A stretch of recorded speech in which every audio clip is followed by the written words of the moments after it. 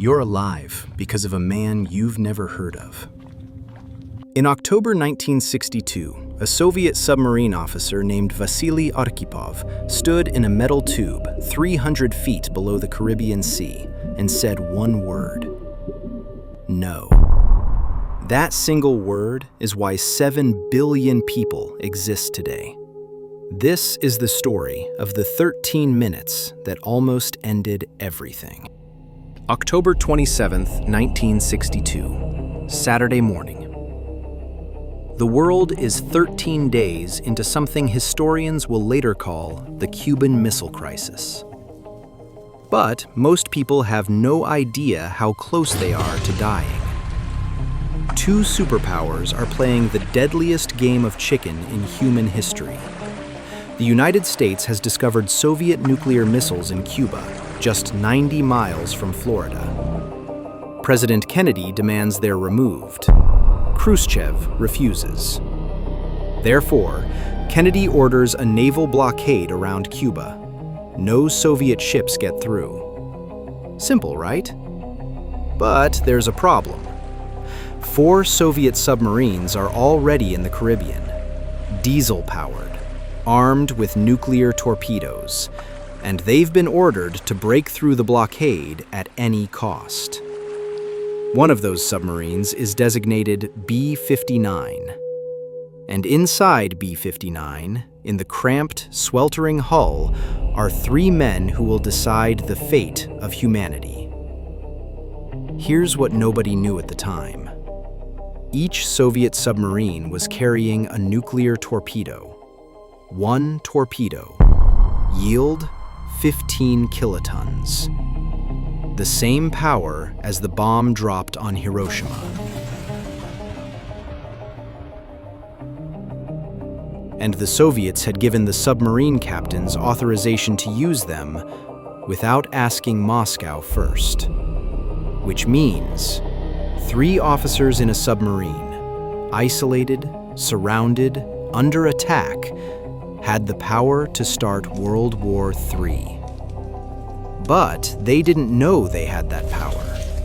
Not yet. Let me take you inside B-59. Imagine this. You're 300 feet underwater. You've been submerged for days. The air is thick with diesel fumes and sweat. The temperature inside is 120 degrees Fahrenheit. Men are passing out from heat exhaustion. You're Captain Valentin Savitsky. You're tired. You're suffocating. Your batteries are dying. And then the Americans find you. October 27th, 11 a.m. U.S. Navy destroyers drop depth charges around B-59. Not to sink you, to force you to surface. But inside the submarine, you don't know that. All you hear are explosions. All you feel is the hull shaking.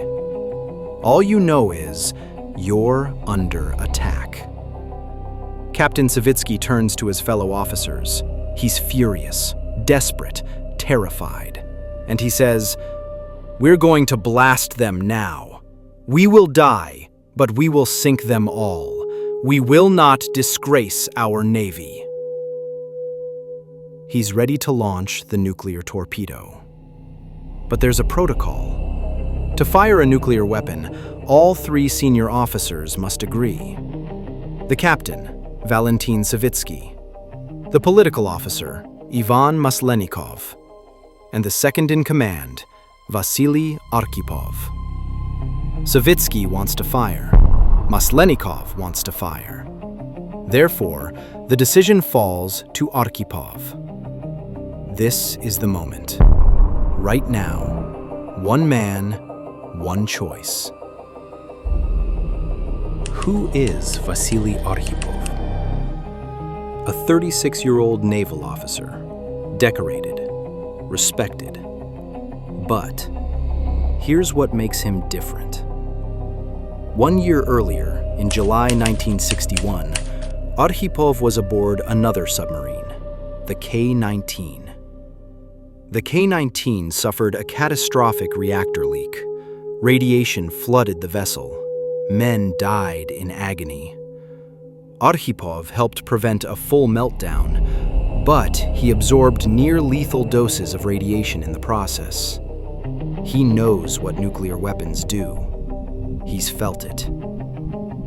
Therefore, when Savitsky screams to launch the torpedo, Arkhipov stays calm. We don't have a transcript of what he said, but witnesses recall that he argued, "The depth charges weren't fatal. They were signals. We don't know if war has started. We need confirmation from Moscow. If we launch, we start World War III, and we won't live to see the outcome." For 13 minutes, Arkhipov holds his ground. Calm, rational, immovable. And then, Captain Savitsky backs down. B-59 surfaces. The Americans don't fire. The submarine is escorted back to Soviet waters. The world keeps spinning. So, what happened next? Did Vasili Arkhipov get a medal? A parade? Recognition as the man who saved humanity? No. He was reprimanded. The Soviet Navy saw B-59's mission as a failure. They had orders to reach Cuba. They didn't. Therefore, Arkhipov's career stalled. He continued serving in the Navy, but he never reached the highest ranks. He retired quietly, died in 1998 from cancer, likely caused by the radiation exposure on K-19. For decades, almost nobody knew what he'd done. The incident was classified. But in 2002, at a Cuban Missile Crisis conference, the truth finally came out.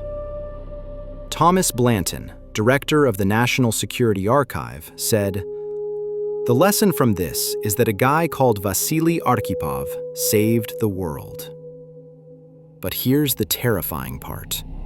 If Arkhipov hadn't been on that submarine, someone else would have been. Someone who hadn't survived K-19. Someone who didn't know what nuclear weapons really do. And that person might have said yes. Let's zoom out. What would have happened if B-59 launched that torpedo? The US fleet would have been hit, ships destroyed, sailors killed. Therefore, President Kennedy would have faced an impossible choice: retaliate or show weakness during the height of the Cold War. Historians agree he would have retaliated. And then the Soviets would have launched their ICBMs. And then the US would have launched theirs. Therefore, in 30 minutes, 100 million people dead. In 48 hours, nuclear winter begins. In 6 months, agriculture collapses. In 2 years, human population drops below 1 billion. But it didn't happen, because one man said no. Not because he was a hero in the traditional sense, but because he'd seen what nuclear weapons do, and he refused to let it happen again. Think about this. Your existence, right now listening to this, required a chain of improbable events. Your parents had to meet. Your grandparents had to survive wars and plagues.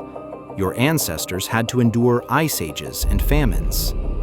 But all of that almost didn't matter, because on October 27, 1962, humanity's survival came down to 13 minutes in a submarine, and one man's decision. Here's what keeps me up at night.